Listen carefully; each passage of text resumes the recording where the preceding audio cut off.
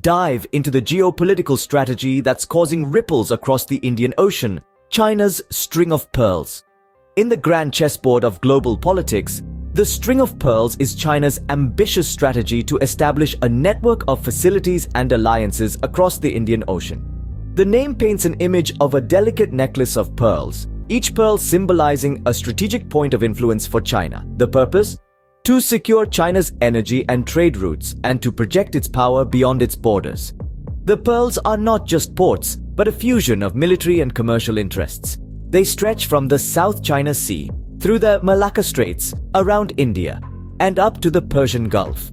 In this grand scheme, China's influence in the Indian Ocean is growing, causing a shift in the region's balance of power. And so, the string of pearls strategy, a seemingly innocuous name, carries implications of a geopolitical tug-of-war.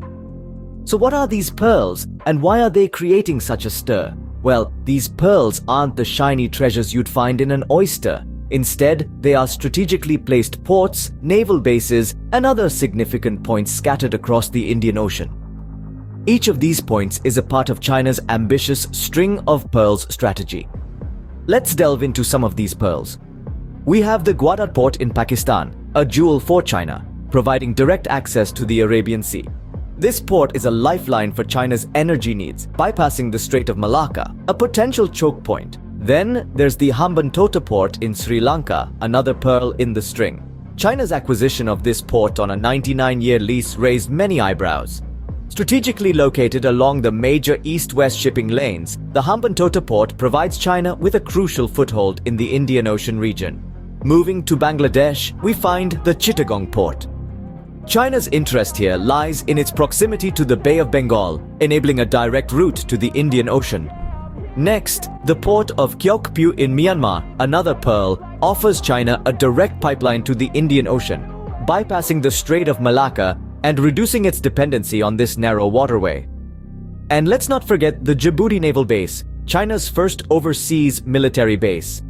Located at the Horn of Africa, this base provides China with a strategic advantage in the region, allowing it to monitor and control key maritime routes. These are just a few of the numerous pearls that China has woven into its strategic string. Each one is carefully chosen for its geographical location and strategic advantage, enabling China to exert its influence over the Indian Ocean region. China's interest in these locations is clear. They provide a network of maritime dominance, securing its energy routes and potentially encircling India. Each pearl is a strategic point, a cog in the grand machine of China's ambitious project. Now let's shift our focus to India. What impact does this strategy have on the country? The string of pearls strategy, as we've learned, is China's way of building a network of ports in the Indian Ocean region. This move, while economically motivated, stirs up a tempest of concerns for India, as it may potentially pose both security and economic threats. Let's start with the security aspect. The Indian Ocean is a critical body of water for India, serving as a vital trade route and a significant source of fishery resources. With China's increasing presence in this maritime region, India worries about the potential for military escalation. The pearls or ports could easily be utilized for military purposes, effectively encircling India and posing a significant threat to its national security. Now, onto the economical side of things. India, like many nations, relies heavily on the Indian Ocean for its trade. In fact, more than half of India's trade passes through this maritime route. With China's strategic positioning in the Indian Ocean, it gains the ability to potentially control and manipulate this trade route. This could lead to increased costs for India, both in terms of trade and the need for heightened maritime security. Furthermore, as the string of pearls strategy unfolds, China continues to foster alliances with countries along the Indian Ocean perimeter. This can lead to a geopolitical shift, tilting the balance of power in the region towards China. This is a concern for India, as it could potentially isolate the country in a region where it has traditionally held significant influence. In short, the string of pearls strategy, while promising economic benefits for China, raises significant concerns for India. It's not just about trade or the economy, it's also about the shifting dynamics of power and the potential for conflict in a region of critical importance. India, seemingly encircled, faces a daunting challenge in the wake of China's expanding influence. How is China executing this plan? What strategies are they employing? Let's delve into the intricacies of China's implementation of the string of pearls strategy. For starters, China's economic tactics are at the heart of this strategy. With the Belt and Road Initiative, China has been investing billions into infrastructure development projects across the Indian Ocean region. From ports to highways, railways to power plants, China's economic presence is becoming increasingly pronounced.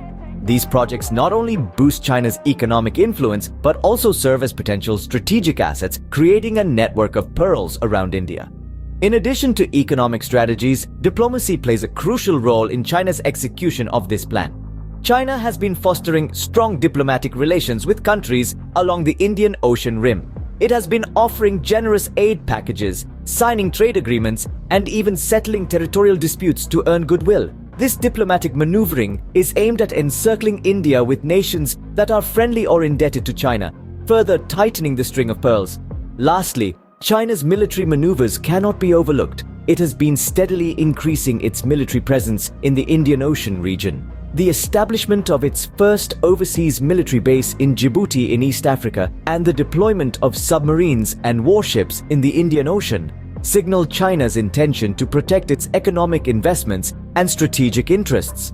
Moreover, these military assets can potentially be used to exert pressure on India, adding another layer to China's string of pearls.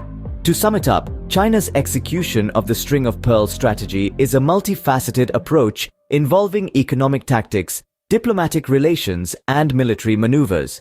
Each pearl in this string is a strategic point, designed to increase China's influence and control over the Indian Ocean region and create a strategic encirclement around India. Through a blend of economic, diplomatic, and military tactics, China is steadily threading its pearls. But India isn't standing idle. What countermeasures are being taken? In the face of China's string of pearls strategy, India has been far from passive. Instead, it's countering with a multifaceted approach aimed at neutralizing potential threats and safeguarding its strategic interests. Firstly, India is significantly bolstering its own naval capabilities. It's been investing heavily in modernizing its fleet and building new warships and submarines. The aim is to become a blue water navy, capable of operating across the deep waters of open oceans. This would allow India to maintain a substantial presence in the Indian Ocean, a crucial counter to China's growing naval might. Secondly, India is fostering alliances with other countries. It's looking beyond its traditional non-aligned stance to build strategic partnerships. For instance, the Quadrilateral Security Dialogue, or the Quad, comprising the United States, Japan, Australia, and India, is a prime example of this. The Quad seeks to ensure a free and open Indo-Pacific, a direct counter to China's assertive maritime strategies. Additionally, India is enhancing its economic partnerships. It's not just about military might, but also economic influence. By forging stronger economic ties with countries involved in China's string of pearls, India can counterbalance China's leverage. The Chabahar port in Iran, for example, is a key project where India has invested heavily. It not only offers India an alternative route to Central Asia, bypassing Pakistan, but also serves as a counter to China's Gwadar port in Pakistan. Moreover, India is also focusing on its internal strengths. It's boosting its infrastructure, particularly in the border regions, to ensure swift mobilization of forces if needed. At the same time, it's investing in advanced technology and defense research to stay abreast with global military advancements. In conclusion, India's approach is not just reactive, but proactive. It's not just about countering China's string of pearls, but about carving its own path, securing its interests, and asserting its influence in the region. In this high-stakes geopolitical game, India is making strategic moves of its own. In conclusion, the string of pearls strategy isn't just about ports and naval bases. It's a larger, more intricate game of power and influence that China is playing in the Indian Ocean. We've delved into the details, revealing the pearls of this strategy and the potential threats they pose for India. But remember, it's not just a one-sided game. India is not sitting idle. We've seen the significant steps India is taking to counteract this strategy, asserting its own influence in the region. This is more than just a tale of two countries. The string of pearls strategy is a story of geopolitical maneuvering that has far-reaching implications. As China continues to weave this string, the ripple effects are felt not just by India, but by all nations with a stake in the Indian Ocean's strategic and economic landscape. As China weaves its string of pearls, its effects are felt far beyond the shores of the Indian Ocean.